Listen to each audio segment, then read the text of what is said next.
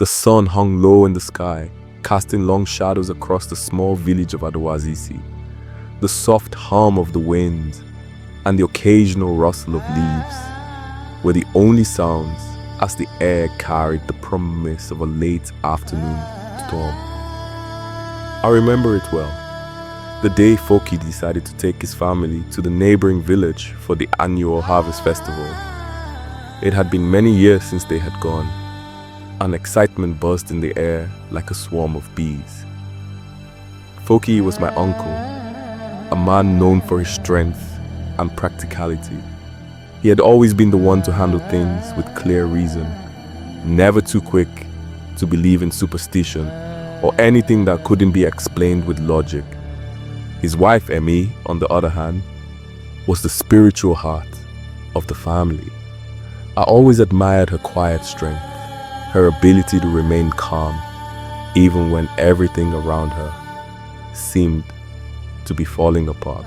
That year, they had decided to take their 3 children along with them to the festival. They were the kind of kids who could hardly sit still in the house when the mention of festival came up. There was something magical about that time of year. The dancing, the singing, the feasting. It was a tradition that brought everyone together, and for a few days, the village felt alive with joy. But before we even set off, I could sense something different in the air. It was as if the land itself was holding its breath. "Emmy, do you have everything?" Foki asked, his voice firm as he packed the car with bags full of food, clothes, and gifts for their relatives.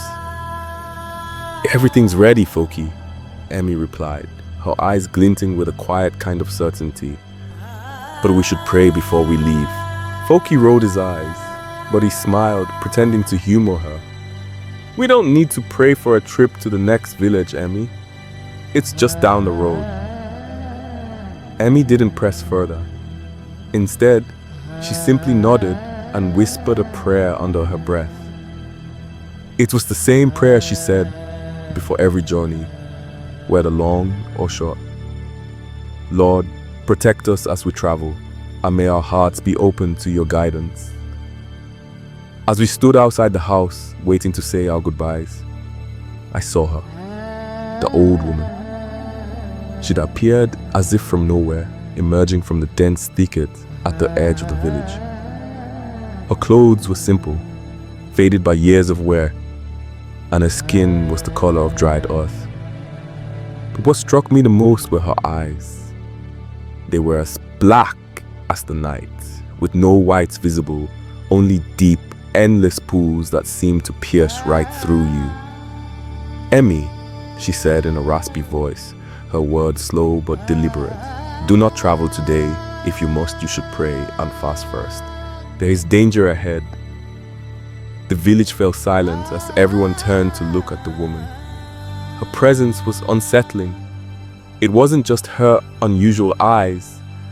It was the weight of the warning she carried. Emmy froze, her hand on the doorframe, but Foki scoffed. "Emmy, don't listen to her," he said, his voice steady but tinged with disbelief. "She's just an old woman with too much time on her hands. We've made this trip 100 times without anything happening." But the old woman didn't move, her eyes locked onto Foki's. "The forest speaks, and it has spoken," she said. "If you do not listen, you may not return." Foki gave a nervous laugh, dismissing her words as superstition. "We'll be fine," he said, waving her off and ushering his family into the car. As the engine hummed to life and they pulled away, I couldn't shake the feeling that something was amiss. There was a tension in the air, a strange quiet that followed them as they disappeared down the road. The journey started out like any other. The sun was low in the sky, and the car sped down the narrow dirt road that wound through the fields and into the forest. The children were laughing and chattering in the back seat, asking their parents about what they would do when they arrived at the festival. Foki, as always, tried to keep his focus on the road, but I could see his unease creeping in. He kept glancing over his shoulder at the cloud-heavy sky. "It's just a passing storm," Emmy reassured him, though even her voice had a hint of uncertainty. As they drove further into the forest, the trees began to thicken, their dense canopies blocking out the last rays of the sun. The road twisted and turned, becoming narrower with each passing kilometer. The air was heavy now, and the only sounds were the hum of the car and the occasional chirp of crickets hidden in the brush. Suddenly the car began to sputter.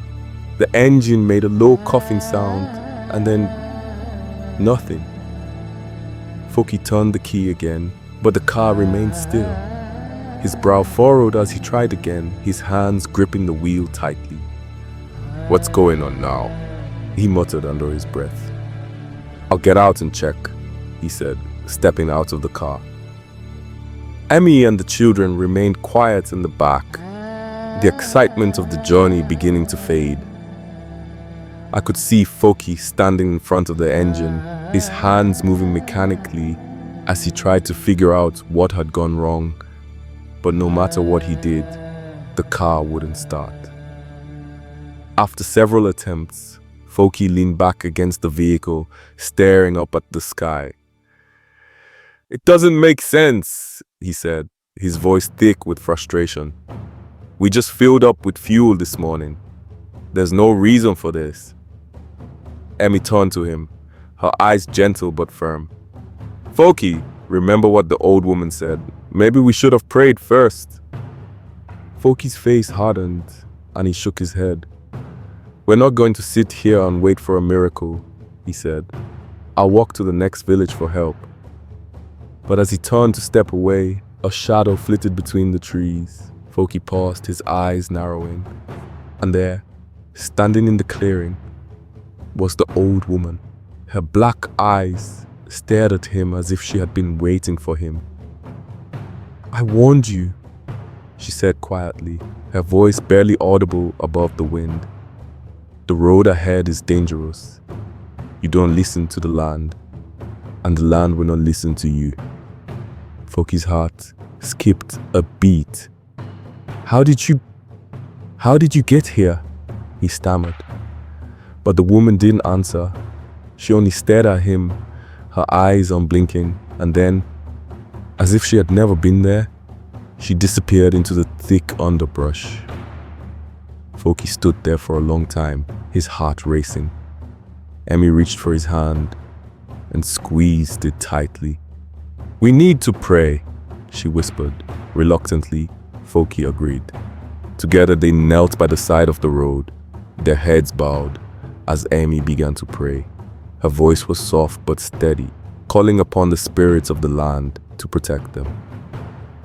As they prayed, the wind seemed to calm, and the heavy tension in the air lifted just a little.